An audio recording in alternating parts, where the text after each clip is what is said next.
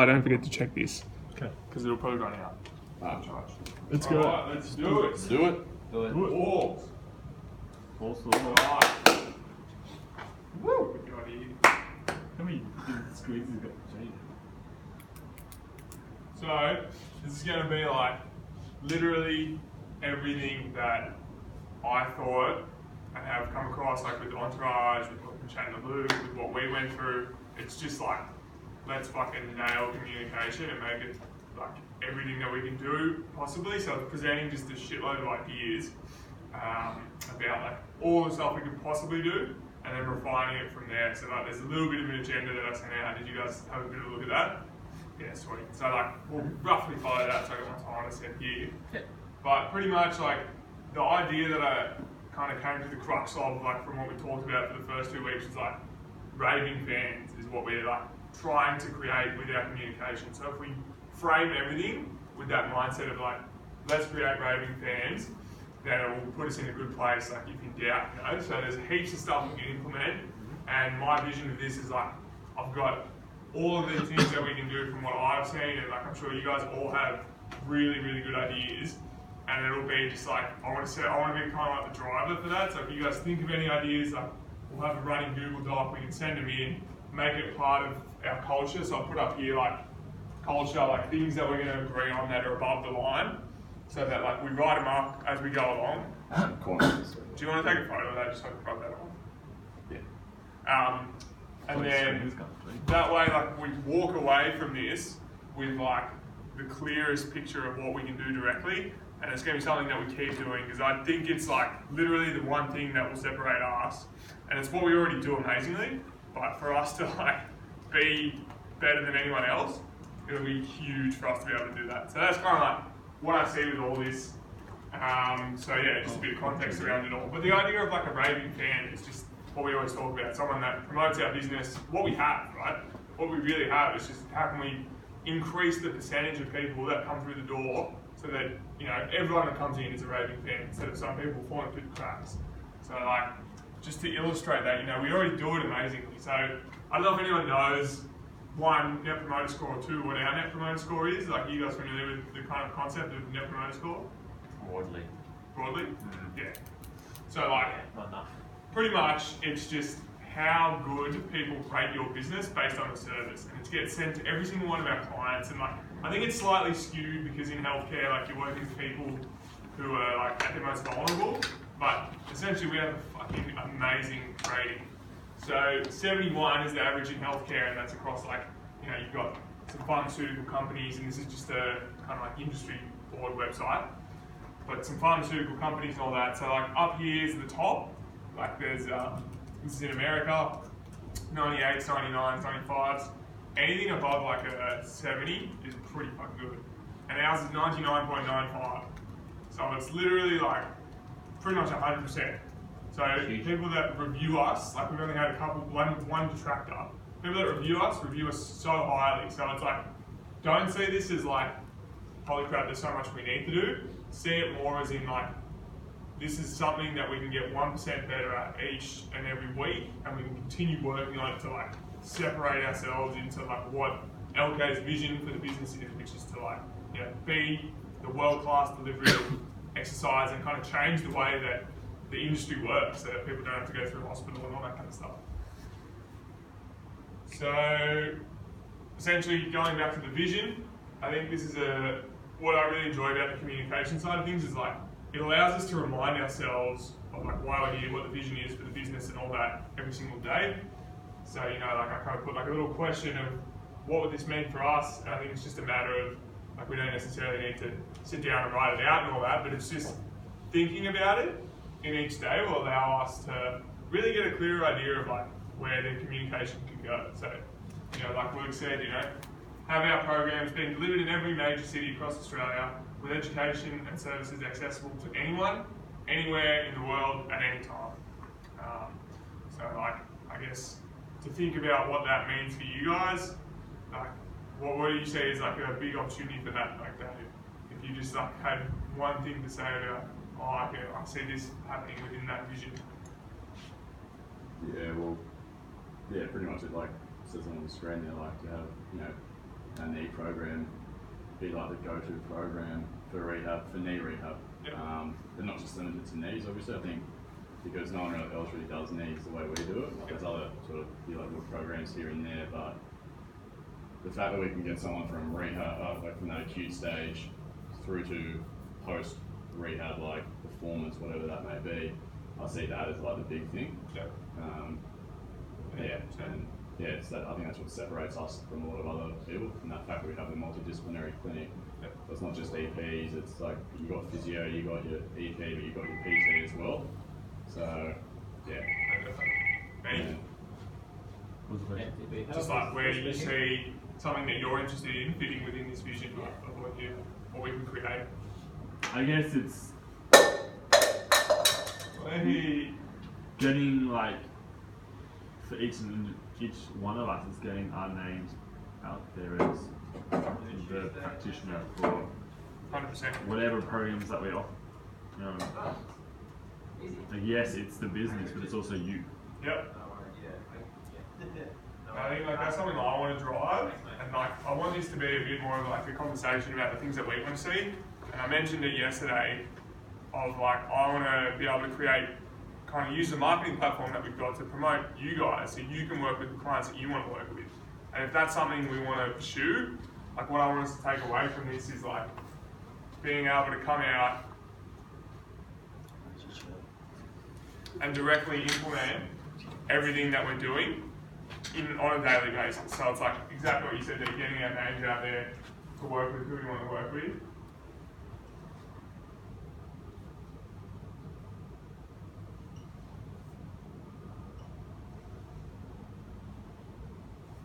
Krista, anything you want to say in regards to like something you want to see in line with that idea? Yeah, get our name out there is what I was going to say. That's sweet. Yeah, it's the same kind of vision. Nice. So yeah, just like I always like starting with that because I think it's a big part of the communication thing, really.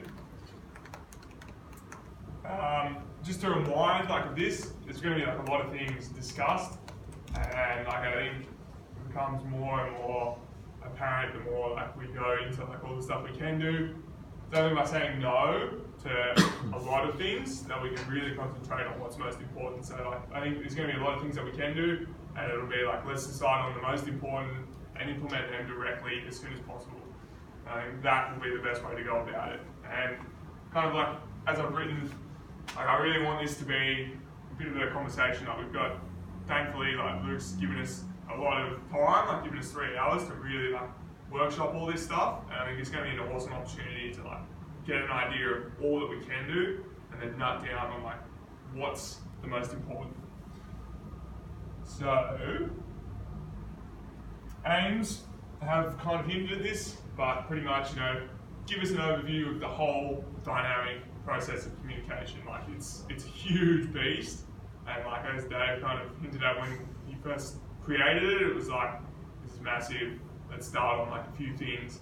But like, the hard thing about that is like, I'm communicating right now. We communicate with the clients. We communicate with each other when we message on Slack. We communicate when we're working one-on-one, when we're interviewing people, when we're on social media. It's literally omnipresent across everything. So it's so hard to like really nut down on what's like most important with it. And so like, just literally, I thought the best way to do it would just be, okay, let's look at everything we could do, and then like we can come up with a system that I would really love to drive. Like, this is what gets me going about coming to work, this kind of stuff, because it's the intangibles that I think a lot of people don't have the time to sit down and work through like this. And it's a testament to kind of the way Luke sees things for him to give us this time to do that. So like a broad overview of the possibilities, and I think like collectively, in this room alone, there's 40 plus years of collective experience across like a range of different healthcare areas, and I think the more we realise that, holy shit, we can learn from every person in here every day. And like, it's that idea of when we look at, I don't know if people saw that compounding effect post I put in the Facebook fan page or whatever. Like if you just strive to get that little bit better each day, it compounds up and up and up. And I think like that is a strong part of like our values, and I would love to see that as part of the culture. And I think we all do it. It's just like we agree to agree upon it, I guess. Sorry to use the same word twice there, but we agree upon it and then we do it and strive to create that. And then the third thing, determining where we might need to improve things immediately. So I've kind of like the next session, I've got the forms printed out, and like Ben and I and Andrew were talking about like, okay, maybe we could do some more goal setting with the need control process. I've tried to create some new forms based on the first 2 communication sessions that I think will help us to go through this process. So it's just like literally baking in as much as possible into the daily framework of how we operate. And then just the absolute key is like, we're going to walk away with some things that we can do tomorrow. And then I would love to be able to, on top of all the other communications, on top of all the other PD stuff we're doing, be able to drive this and like, you know, maybe whatever is appropriate, like maybe part of the meetings or something like that, where we can just talk about one quick little thing, how do we go with it, and just like put it up on the walls, part of the values, all that stuff. Because I think like the idea of creating like a good culture and a strong team comes through like what we do each day, as opposed to like having these values and like putting it up on the wall. It's just like what we agree on, what we do, and what we hold each other to. And then yeah, create the process. So I'm pretty sure I've sold it to you guys, but anyway, I wanted to put this in because I thought this was a really cool example of like the opportunity that we have here, right? So this is, I literally Googled communication course for interpersonal skills and like what we're going through, right? And this like, I'm at the moment, I'm kind of reading like 1 or 2 books a week, and I'm always like looking to do things better. And I think like if we leverage each other in that way, like, the only way we get better at things is by actioning. And people are paying like, this is a 1-day course, like $500 for this, right? $500 to come to a communication course where they just get presented the information that we're sharing with each other on the Facebook page and all that stuff. Like, it's all available to us on Google. You can learn that kind of stuff. But the key is that like, we need to implement it to get the most out of it. And this is the awesome opportunity that we've got here, right? So I kind of see like, this is not really like, well, this is more valuable to me than like my education, in the sense of like when I went to uni for, because it's us implementing it directly into what we're doing. So like if we can get around this and like really appreciate it, this to me is like what I enjoy the most about the job, is like learning and getting better. And like I've heard Dave kind of say like, I want to know things, you know, like I want to be able to learn. So if we continue to like drive this process forward, it's like we're getting so much value worth of education and stuff that's going to help us in our careers and our lives. And it's like I would just really want to encourage us to kind of take the advantage of that. So yeah, pretty much just, these are a bunch of ideas that I kind of come up with. Don't take it as gospel. If you want to like interject at any time, or like say, oh, I have a question about that, or this could be good here, like as we go through the process, there'll be plenty of times for you guys to like put stuff in. This is like a bit of text, so I kind of just threw this PowerPoint together, so some of them are a little bit texty. But ideally, you know, I'd like to see these principles being referred to constantly, as I've talked about. We'll pick an area and work with it or run with it, whatever we think's best. I suggest like probably taking notes of things that you want to see, not necessarily like the things that I've written down, because it's all going to be there for you, but more like, oh, that's a good idea, like this is something I've thought of, let's put that within the framework or whatever. And then, yeah, just open our eyes up to what's possible. But I think the biggest thing I've put here is like, it's working with the world, and it's kind of what the Entourage talks about. Like you guys all watch the sales stuff, right? Like from Pete Blakovich. His thing, he's like an NLP guy. I don't know if you guys ever heard of NLP. Has anyone studied NLP? It's kind of just like working with the internal programming of the way that we operate as human beings. And like the quote that he talks about is, it's working with the logical flow of the human brain. I put like in brackets the smooth operator kind of thing. So we all know what it's like when you're like, trying to ask someone, or you know, you get someone through the whole assessment process, and then you're like bringing up the payment, and you just bumble through it, and it's like, oh shit, like I haven't really presented this particularly well. And it's because like our brain doesn't work in the way of like, okay, they're bringing up price. It's more like you have to seamlessly bring the person across to it in a natural way. And so I think this communication structure will allow us to like get better at working with the logical flow of the human brain, and like that's kind of the aim of it all, is just to get the best possible outcome with what we're doing instead of like kind of working against the world. I don't know if you guys have seen like a lot of the mental model stuff I've been putting up, but that's how I see like all of this fitting with what we do. Alright, back to the vision stuff. But yeah, like, I don't want to go too much into this, but just if you could imagine a world where everything you said was perceived exactly the way you wanted it to be, I think a lot of times the issues that we have with clients and things like that is not because of like us trying to be an asshole or something like that. It's how it's perceived.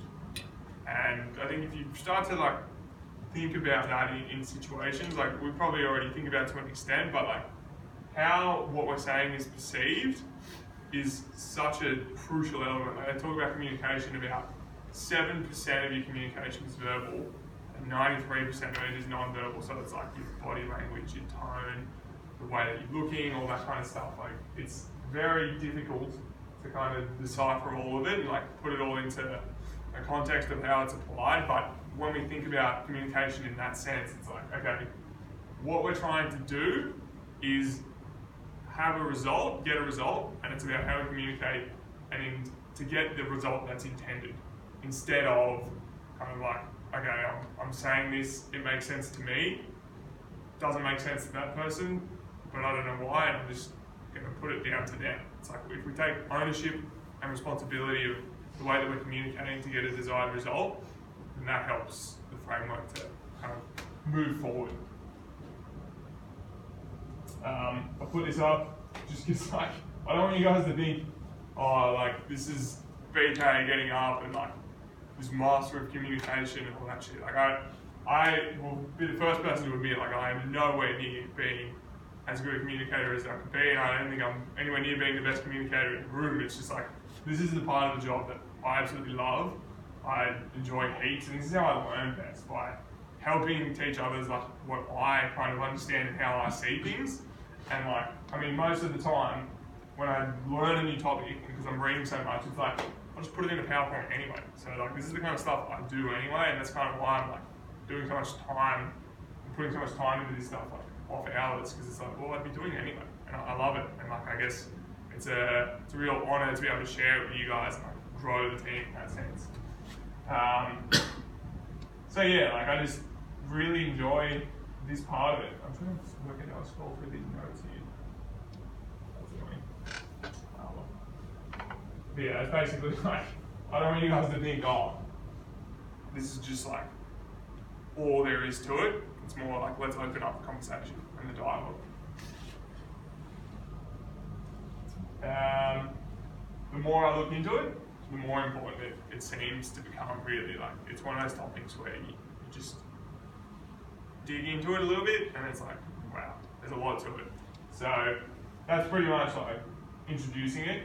Now the first thing that I wanted to introduce as like a real key idea, and this is something that I mentioned before, this is the NLP stuff. If you guys like kind of like the concept of it, I think it would be good to like have as a reference guide, because it's essentially like the way that we operate in terms of communication as like a framework that's been mapped out over years, like neuro-linguistic programming it stands for. It's basically just like how your brain works in regards to like perceiving actions and voices and words and things like that. So these are like three key concepts, and I don't want to like go into them all now, but like it would be really beneficial to be able to like kind of workshop and look through those. So I'll put some stuff that we can look at regards to that. But I think like basically what I was hinting at before, to go into a few key ones, like we respect each person's model of the world. I think a really good example of that is like someone coming in who has never been in the gym before and doesn't know what an eccentric contraction is, and then doesn't know like even the fact that you need to breathe and stuff like that. And then you're coming in and like we're working with them, and their model of the world is like there's exercise and that's it. Like, this is just exercise. So the difference from them of doing like a bike, 40 minutes on the bike versus doing some strength training is probably like they're both the same thing. It's just exercise. But for us, it's like it may as well be a different universe. And like I think it's understanding like that map of the world that the people we have in front of us are working with and operating on. Like that's an example of how useful this is, because it's just kind of like the core principles that allow us to kind of navigate the way that things work. So I think a really other key one is, you know, if you want to understand, then you have to act in that sense. And so like that's what I see with this, is us being able to act on all the stuff that we're talking about, and all the stuff that we're sharing, and just putting it into the daily process in that sense. So I think the best way to go about this will be, well, firstly, like, what do you guys think about this, or what do you know about this? Like you said, you've done a bit of NLP stuff, don't you? Yeah. Well, NLP tends to get integrated into a whole bunch of other community. I've never done an NLP course, Yeah. but lots of people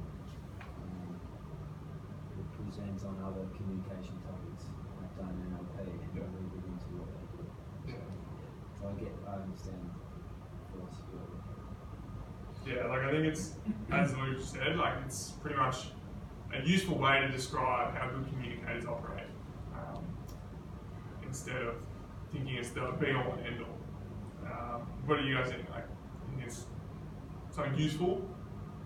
Oh, I've done parts of it. I understand it's good. I've done the NLP structure, but I think I've done part. You can see the same sort of, I guess the same things there. Really, like you just see the courses and whatnot. So yeah, I do parts of it. Yeah, cool. How much? Oh, I'm not too sure. Never heard of it before. It sometimes gets a bit of a rap of like the people that give it a bad reputation are the ones that kind of try to propose that it's a way of just manipulating people's decision making. So because of the way you use language and the way you propose questions and the way you talk to somebody can guide them down a path that you want them to, and that's kind of the fundamental thing behind the neurolinguistic stuff. Yeah. Understanding, so it can be used in a whole range of ways. But a lot of the times it comes in the sales side of stuff.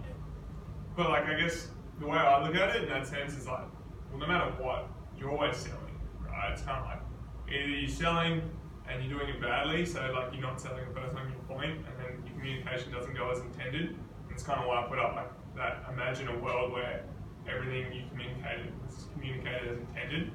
And like I think the NLP stuff is useful in that sense of like you can use it for good or for evil. And like I guess it's a useful framework for us to be like, okay, this is how we're going to try to best get the outcome that we're intending. So I guess like it's something that I've got a couple of sheets that I'll put up, and then we can decide at the end of it if we want to run with it. But I just wanted to present that as an idea of like, okay, this is what the power of communication can be. So yeah, there's just like kind of the mental models idea. Like I've put a couple of things up on the Facebook page about that. But it's like, you know, everyone has a different map of seeing the world. Everyone sees things differently. If we took the example of like the person who comes in and doesn't know anything about training, it's like they just see exercise as exercise, whereas we see exercise as like this literally infinite thing. And so that's kind of like on all topics, people have that mental model and map, and if we start to like see things in that way and assume and try to understand where people's models are coming from, then it will help us to like be more effective communicators. So yeah, key concepts. I think like this was the idea of emotional intelligence. So there's a really good book on this, like Primal Leadership. And again, this could be something that we choose to explore later. I think like the best way to do it is I've got like 6 kind of key things I wanted to talk about to start with, just to introduce, and then we can work out like which ones kind of resonated with us most to act on. But the idea of emotional intelligence is just basically like, firstly, how can we be empathetic as best as possible? And that's really useful for kind of the framework that we updated for the SGT forms. And then being able to recognize our own emotional states and how they might be perceived, and it kind of ties into, again, it's the same kind of concept as NLP, it's just a different way to describe it. So, you know, recognizing our own emotional states, and actually like there's a concept of resonance, and I think this really is something that we're quite familiar with firstly the value that we've got of creating positive energy. But like Brendan Bishop talks about it a lot, it's like you create the mind state and the actual way that you're emanating into the world by like positivity. And it sounds a little bit woo-woo, but I mean science and psychology is proving it day by day, where if you think positively, then you're going to develop the habit of thinking positively, and that's going to resonate and emanate throughout everything that you're doing. And it's just like, you can either choose to be negative or be positive with the way that you see things. And it's like, I think if we make, as our culture, which it is, but if we hold ourselves to that standard of like, we're not going to see the negatives in anything. Like, yeah, there might be shit going on, and like, we need to change it, but you see the positive of that of being like, all right, this sucks, but it's not a shit thing. It's like, that's something that needs to be fixed. And the positive is that we get better. We get the desired result that we're after because of that. So that's kind of like the power of, or the beauty of being able to understand that emotional state and the effect that it can have. And like, I think the biggest thing about, you know, the emotional intelligence idea is just that creating positive energy. You know, it's a high level operating system where we can understand and work with the natural flow of the way things actually work, really. If you're not familiar with emotional intelligence, the concept of emotional intelligence, I'd strongly recommend having a look into it, because it's pretty much the thing that will define how far you go in your life. The way the world is structured is your emotional intelligence, and it's pretty much the thing that's every sort of business and business development corporation is moving towards as a key currency of, you know, recruitment and hiring and all sorts of stuff. Because people's ability to recognize, adapt, and deal with emotions in a positive way really changes their life. Really defines the difference between the lowest people in the socioeconomic spectrum and people that are successful on that spectrum.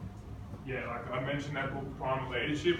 I've got it on Audible, and I'm happy to share it with you guys if you like want to listen to it or like have a look at it. But I mean, it really was a game changer for me in terms of understanding it. And I think the reason why I brought it up is because it's just like the core of that value of bringing positive energy. And like, I would love to see that as a value that we as a team use as something that we bring into every day, and we'll get better at it over time. And what I think will happen as a result of that is like everything will get better. We will enjoy our work more, we'll get a better result, all that kind of stuff.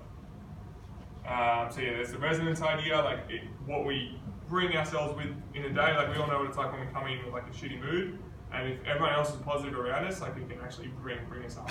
So like, I hope kind of convince you guys of that there.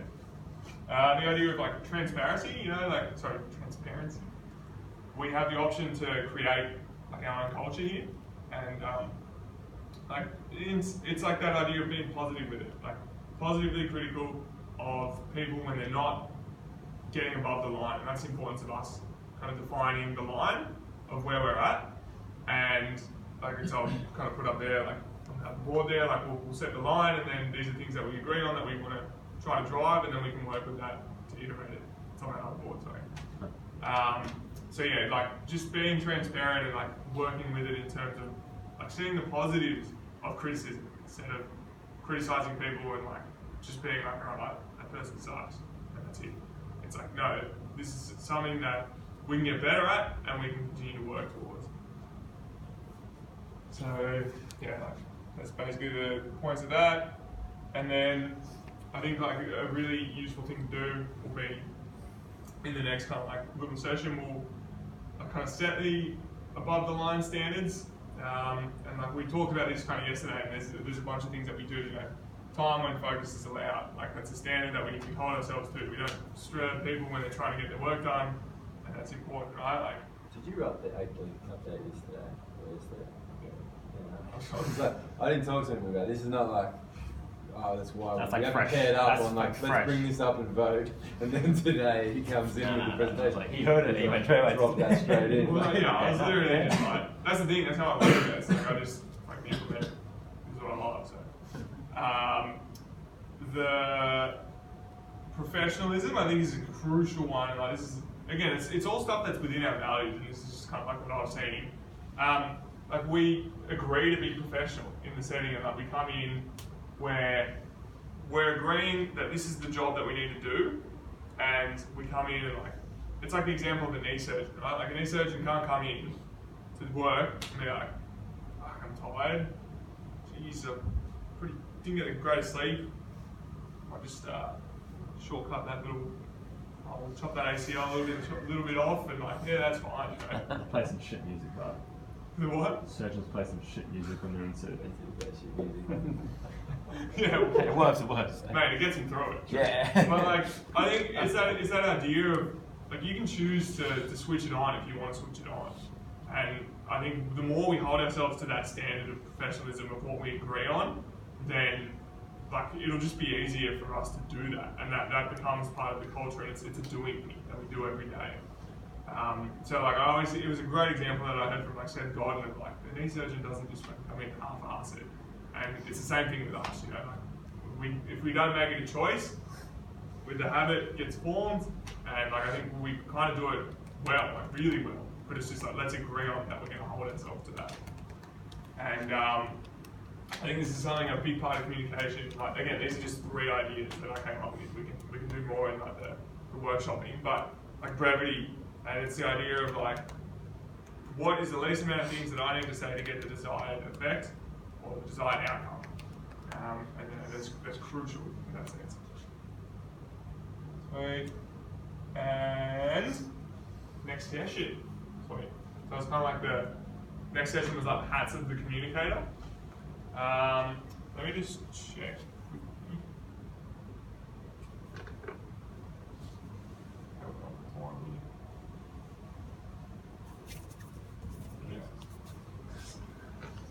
Plenty of time today.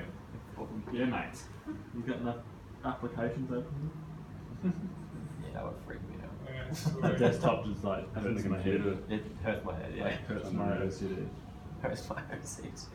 It's annoying, is that you just don't have time to do everything, you know? Not time. Not enough time. But yeah, any thoughts on that first little bit there? Any concerns, questions? How do you feel like? I think it's good. I think it's, like, as you said, the big goal is to take things away we can do today, tomorrow. I think that personally is the professionalism. That's probably where I want to get a lot better at. Yeah. And I think you said it perfectly. Like this morning I came in super tired, but I can't let that affect me. And then Chris had a really good positive energy this morning about him, which was awesome. So I think it's like we are definitely doing these things, but I like the fact that we can all agree on doing them, not just a couple of people agreeing. So Yeah.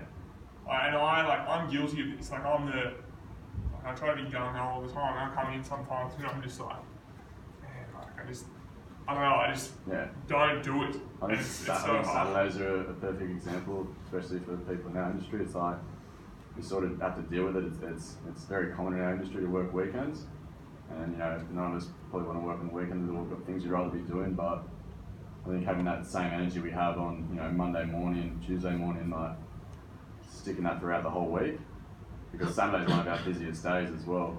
100%. And so if we're not holding ourselves to decent standards, then when we've got a lot of exposure, then the people they go, like, that wasn't the greatest experience, and so I think that's in terms of what we've just said, like it's nailed it there. Yeah, nice. Because I think I actually like when I come in, you just kind of accept that you're here to work. You actually enjoy it when. Yeah. Like, I think, and like I see with what you've been doing, like coming in and setting it up, I'm like, man, like I need to do that more. And I fall behind the wayside. And like when Chris comes in, like is really good with the clients, working one-on-one, is like I need to be more like that. And like when Benny's like out there, just really good one-to-one with the physio clients, I'm the same. So I think it's like we're all, as you said, we're doing it, and it's just like let's look to drive. So like this next little session was kind of like types of communication and the areas that we can look, and then how is it relevant to us, and then from that setting some above the line standards that we can work with now, and then my aim for this is like we'll just have this list of above the line things, the core ones, and then we'll have like the maybe ones and see how they went, and then we're like, all right, let's put this one in because it was good, and like we can just refine it over time.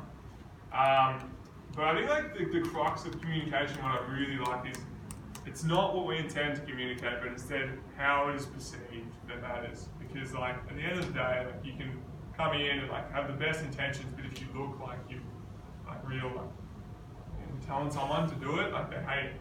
They hate it when well not they hate it. I hate it when someone tells me what to do. But if instead like I make someone think that they came up with the answer, then it's like that works better. And that's that idea of logically working with the logical flow of the brain. I'm not like looking at anyone in particular here, it's just kind of like, if you think in that way, it makes things much easier.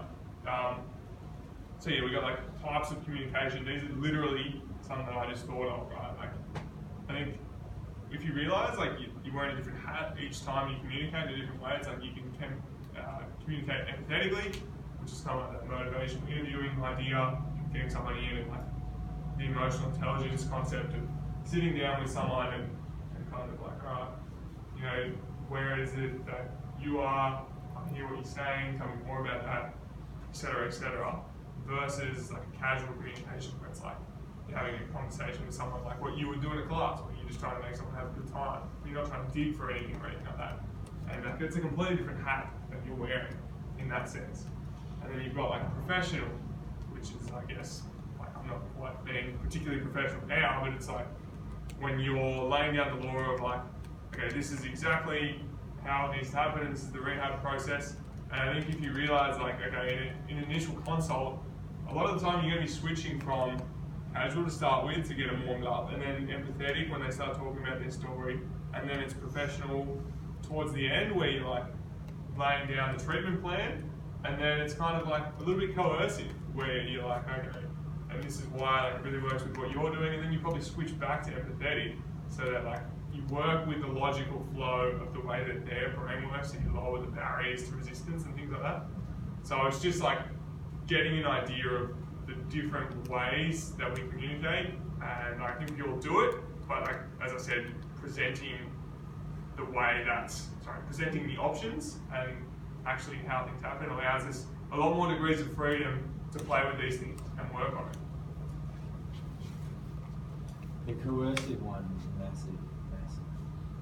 It gets a bad rap because people think of coercive and they think of, you know, being manipulated and being, you know, taken advantage of and whatnot in that word. But coercive communication is pretty much like the number one component to any interaction you have in your personal or professional life, that you have some sort of agenda or you have some sort of outcome that you think, you know, you want to help someone make a good choice, and that using coercive, you know, communication to get there.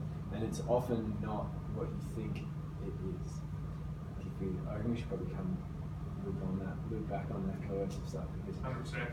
I talk about, so like one of the standards that I put is like a bit of sales stuff, so we can definitely loop back on that. But I think like what we just went through there, like where Luke was like, I think that's important.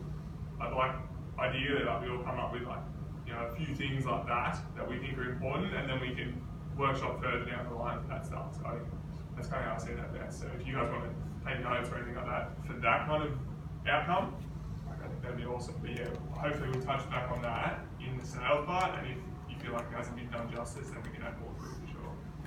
So that is kind of like, again, I just came up with those. I was like, okay, these are a number of things that wasn't from any textbook or anything. I think there's more to it, but it's just like understanding the hats that we're wearing in that sense. And this is like back to the 7% rule, right? There was a study done, and like, I mean, look, it's contentious as to whether or not it's 100% accurate, but it was basically like, you know, 93% of communication is non-verbal. And it gives you an idea of like, this is the communication medium, and like essentially like communication is just how we perceive stimulus around us, and these are all the different mediums of communication in the way that we can like perceive things. So you got like your verbal, oral, written, writing, reading, different.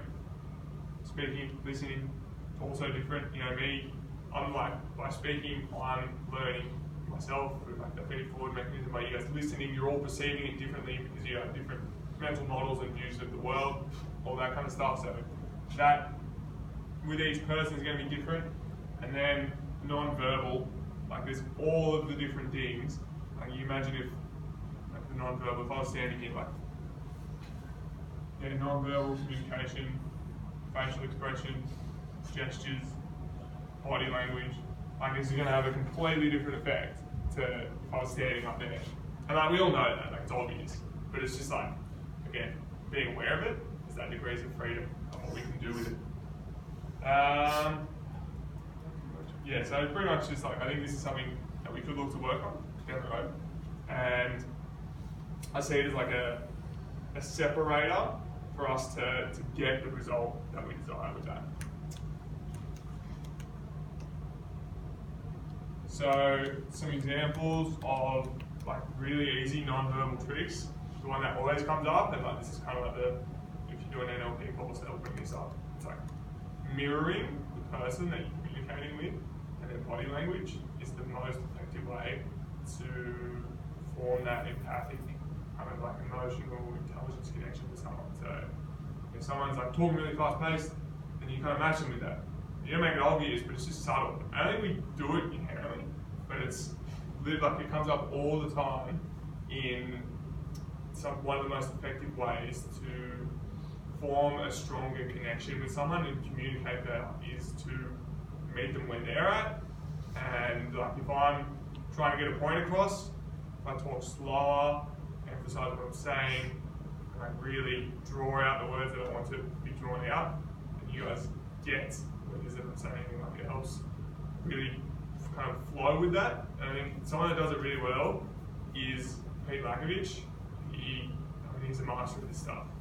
And there's like, you can look at any of the videos in the Entourage, and like I guess I don't want to be the one who teaches you guys on it because I'm not a master at it. Whereas if it's something that interests you, like have a look at the Entourage with it and say like, oh, this is something I thought was useful, like what do you think about that? Or like I think this can be as much of a personal exploration of it as it is what we're doing. But I think like that, I'd love to see us like using that idea of non-verbal. Actually, I'll put that as not one of the above the line things. I think something that we work with, it's a really easy one to like implement for a week and just see how it went.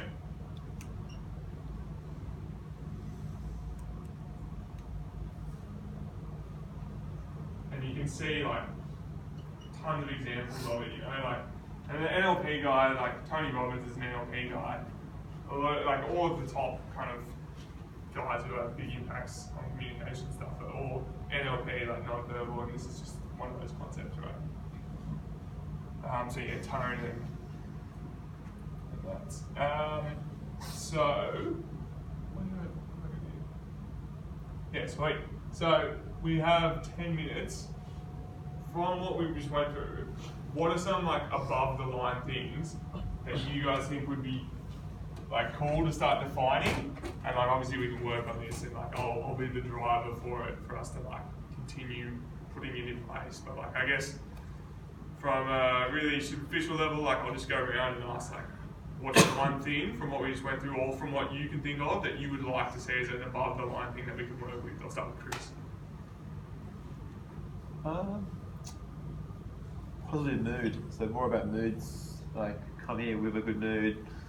You know, sort of that like negative vibe will be infectious if you keep pushing it to your clients. So if you have that sort of good, happy, talkative sort of vibe, they'll be like great because they're in a good mood. It's going to be a great, a great class, great session.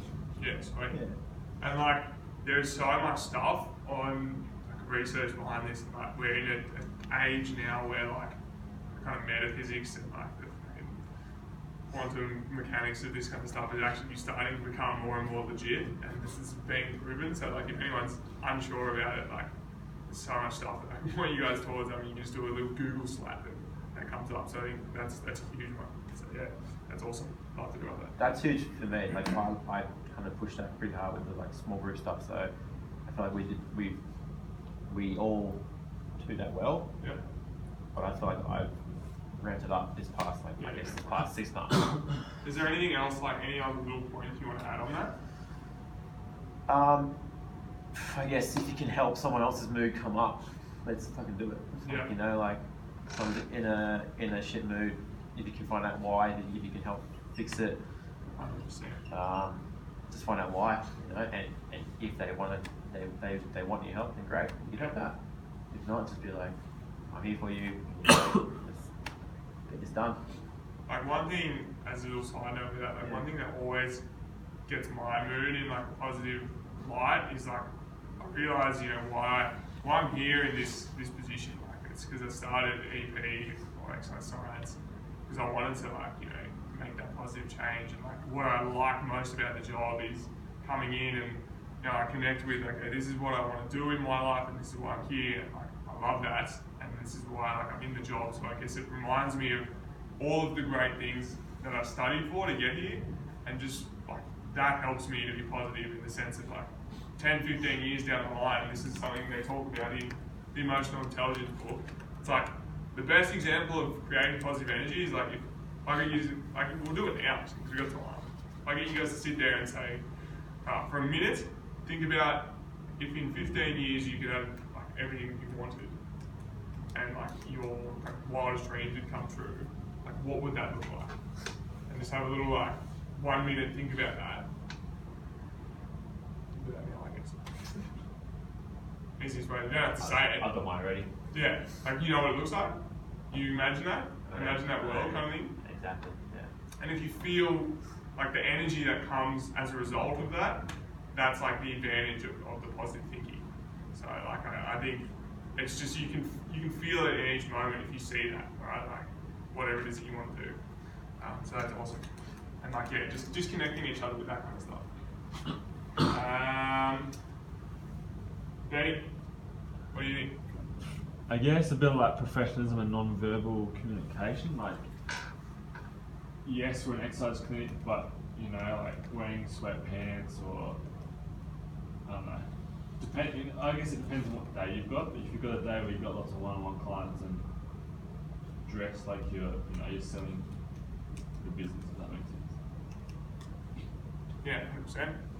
Because it's again, as soon as you walk around that corner, we're all young here. So we're already, for a lot of us, we're up against the perception that we're young and we don't know what we're doing. So if we can exude that we're professional in terms of even literally the first moment they look at you from around the corner, you're already part way along that way of coming over the corner. Yeah. And it's same as I guess like a part of that is like the non-verbal, like you know, like in the gym, we all have different music tastes. You can hear it out there too. So yes, you might be having a small group class and with I don't know, like you could have a 7 AM class with all kinds of people in there, but there could also be a 7 AM patient that's sitting in the consult room or out there that can listen, hear the music that's got full of expletives and all that stuff. Absolutely. So it's just, I guess it's just thinking of, if you walked into a business, what would you expect as the, you know, the vibe and the atmosphere? Yep. I think like this is all of these ones, like the ones that we can and we should like, do as an independent. Like let's put all the things that we can do for it and like make it something that we. Because I know the advantage of having the standards is that like you can workshop all of the stuff that goes into it, and like it becomes a 1 sentence summary of like heaps of things that we can do. So that's awesome.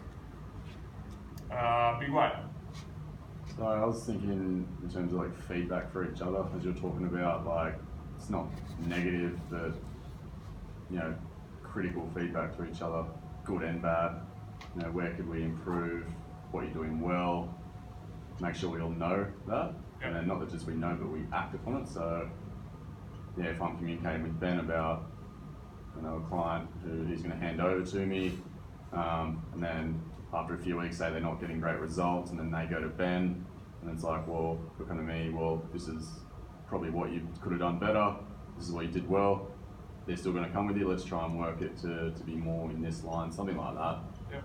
And then, yeah, it comes down to obviously communication between practitioners, and like things like case conferencing, but yeah, like when someone tells you something, don't it's like sort of like that saying, cop it on the chin, but understand why it's been said to you and how you can improve on it. Yeah, nice. No, yeah, I guess that improvement coming from acting on it. So Yeah. sort of like that old saying, learning from the mistakes or learning from failure or whatever. Yeah, nice. I'm sure. Without saying that you've already put a lot in, Luke, but like any one particular one that you would love to see, or like you think we already have? Well, I think it's the thing that springs to mind for me that really covers across a lot of, that is sort of imbued across all of them, is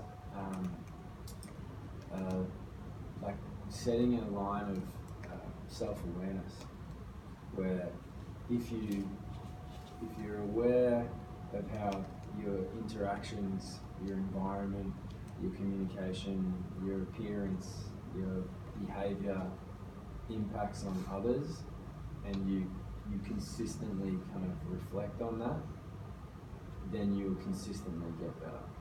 And I think a lot of the downfalls that I see in terms of the things that we kind of struggle with across the board with some of this stuff comes down to that, like taking the time to reflect on and think about, like, how would this song sound if I was like sitting out there with a 6-year-old kid, or how do I look right now if someone's like praising me from a distance and judging whether or not I'll be a great person to work with? How do I sound right now to my peers? So I think that would be the key thing for me, that I think we can agree on a way of self-development by awareness, and they're all fantastic, and I think all of the things we can work on better and constructively if we all think about it regularly. Sweet. Yeah. Because on the back, actually, the additional thing to that, is that they're like slash accountability. Because I'm having a moment of deja vu here, where we've done something like this in the past, and there was no accountability to the implementation and actioning of it from everybody in the team, and it had the opposite effect. So really, like, drawing a line in the sand or a line on the board and being like, this is how we are going to fucking do this from now on, and actually deliver on it, I think is a really important factor. And if the line is like, keep doing what we're doing, nothing needs to change, we're amazing, but at least we need to maintain that level, whatever we can decide on. I think like with that said, like there's a really core idea that comes up with like leaders, or like when a whole group works on something, nothing gets done. Work shit. And to get a result, you always need someone to take action and accountability. And I think like we need to. I think it's a testament to us as being all like awesome blokes. Like no one wants to tell people what to do in that sense, but it's like we need someone in each moment with each kind of thing to step up and be like, I'll take accountability for that. I'll drive that. I'm not gonna tell these people what to do, but I'm gonna put the people who are best suited to fulfill the role related to that task, and I'm gonna say to them, can you please do that? And if they can't do it, then that's fine. Like we delegated that, and I think that this is where the idea of like transparency comes in, because it's like I'm asking you to do this, not as in like I don't want to do it, as in I think you're the best suited for this role, and if you take ownership for that, I know we're going to get the best result for that. And I think if we operate